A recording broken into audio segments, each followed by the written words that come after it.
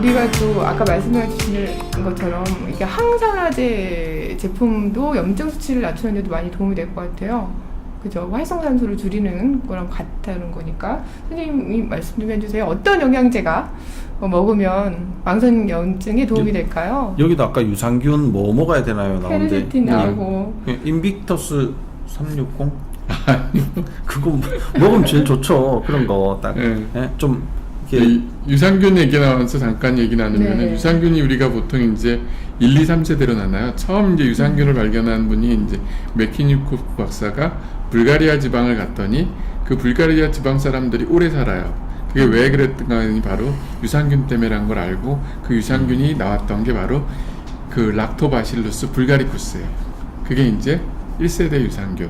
그게 보통 이제 좋은 유산균주를 얘기하는 거고, 이제 그 다음 세대가 이제 그 다음에 이제 종류를 발견했던 게 이제 그 2세대 이제 유산균이라고 이제 보통 얘기하는 것들, 락토바실루스, 아시도필루스, 뭐 람누스, 그리고 비포티어스 균들이 이제 하는데, 얘는 이제 기능성을 좀 갖추면서 사실 기존에 있었던 것보다 좀 더 업그레이드 됐고요. 그 다음에 이제 얘네들 2세대가 가장 문제가 됐던 게 뭐냐면 바로 위산에, 담즙산에서 이제 결국은 손상을 받는다는 거죠.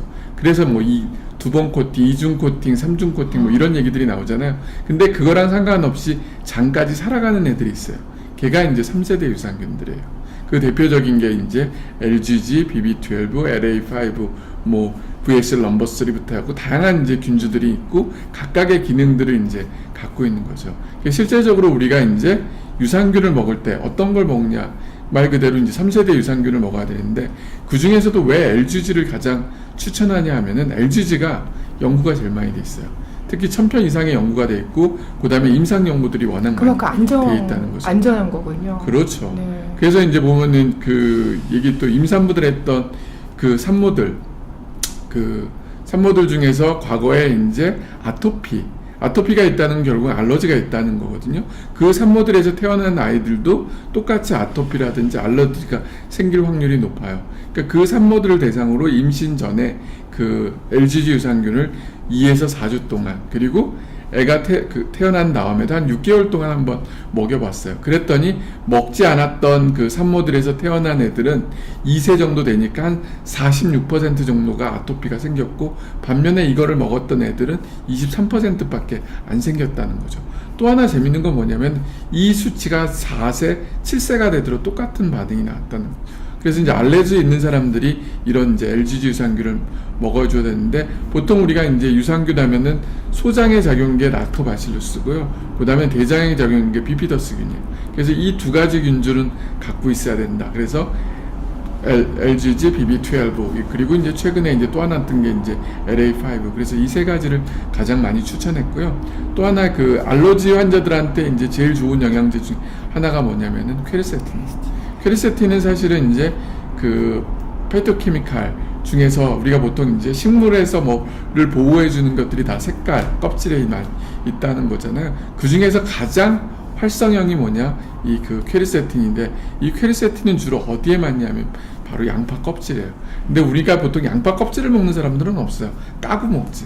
그러다 보니까 이제 퀘르세틴 성분들이 적은데, 이 퀘르세틴이 사실은 임상 연구들이 굉장히 많이 되어 있고, 중국 사람들이 그렇게 기름진 음식을 많이 먹어도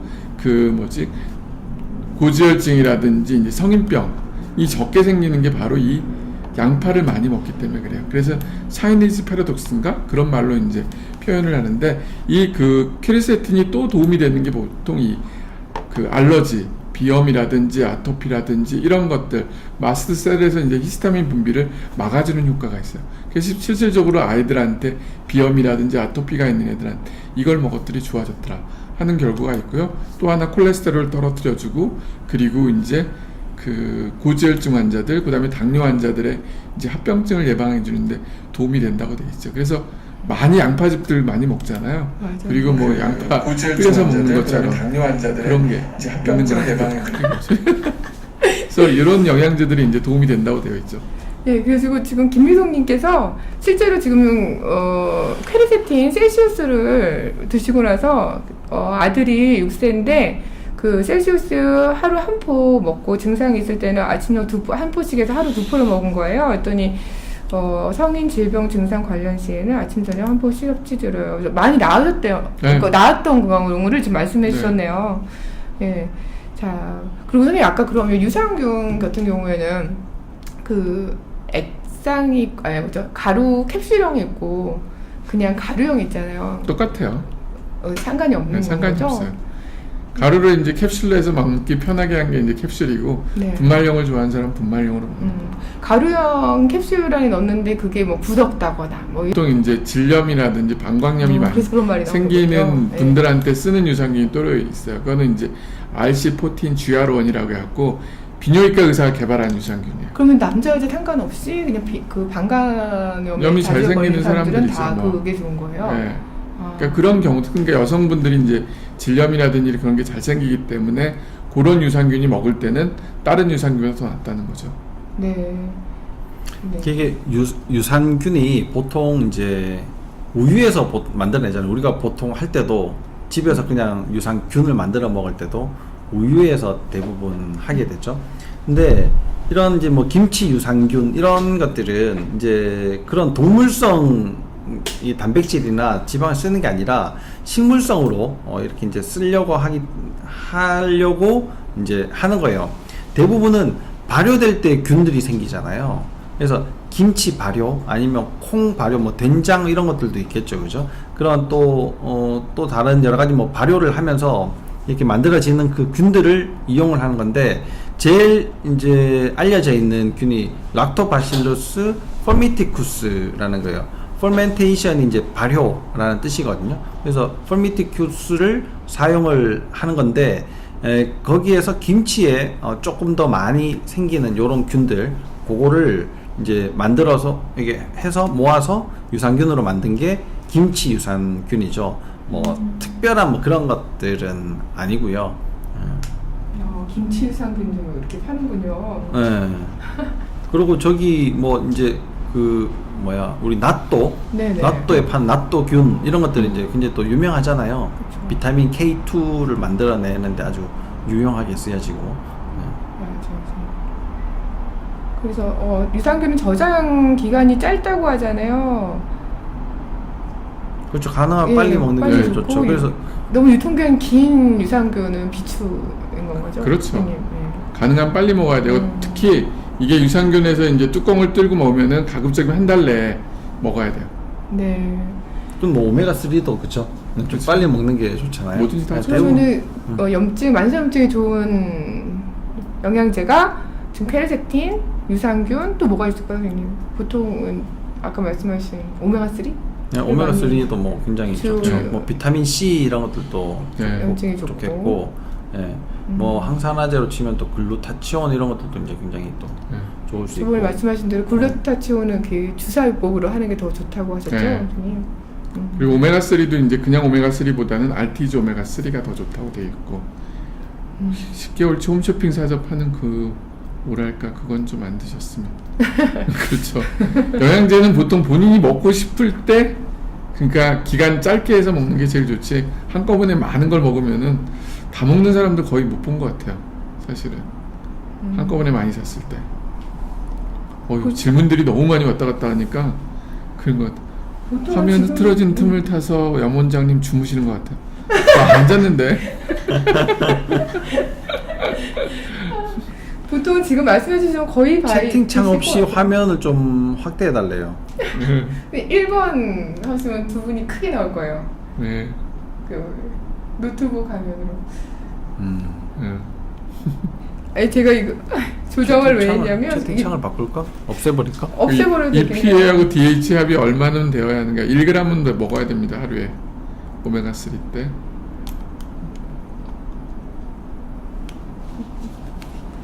이게 또 거의 벌써 9시 그쵸, 25분이 됐네요. 맞아. 네. 네, 그럼- 질문들에 대한 답은 대부분 다 해주신 거예요? 예, 거의 다 하셨죠. 그 오메가3 EPA 플러스 DHA 합이 얼마나 돼야지 좋은 건가요? 라고 질문 주셨어요. 하루에 1g 정도 먹어야 돼요. 그래서 보통 하루에 한 2알 정도 먹어야 되는 것 같아요. 그러니까 함량이 보면은 오메가3라고 해갖고 이제 낮은 함량이 있고 높은 함량이 있어요.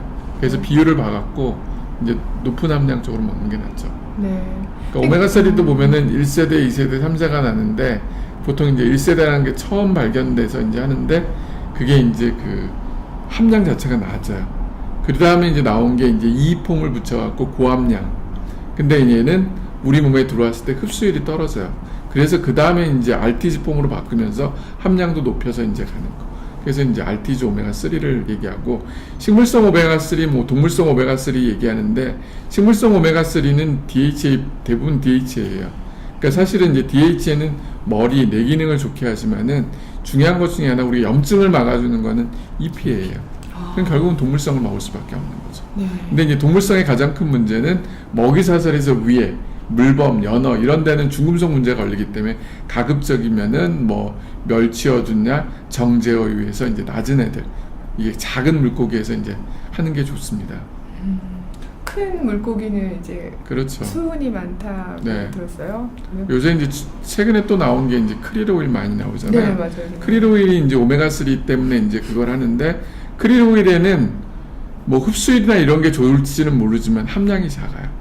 사실은 한 알에 들어있는 오메가3 양이 적기 때문에 실질적으로 우리가 먹을 때 이제 데이터들 연구들 보면은 알티지 오메가3 알약하고 크릴 오일 알약 하나하고 이제 그 나중에 이제 흡수율 비교에 들어간 우리 몸에 들어가는 함량을 보면은 알티지 오메가3가 더 많다는 거죠. 그걸 같이 드시는 분이 있더라고요. 크릴 오메가3하고 그냥 알티지 오메가3를 같이 먹기도 있고요. 크릴 이게 오메가3에는 장점은 포스파티드 뭐예요? 콜린이 좀 많이 들어가죠. 콜린 성분이. 콜린 성분이 네, 네. 두 개 좋다고 들었어요. 네, 네. 뭐 그렇기도 하고 뭐 세포막을 만드는데 또 이제 기본적으로 또 쓰여지니까 그런 것들이 많이 들어갔으니까 두 개를 같이 드시면은 뭐 형편이 되신다면 좋죠.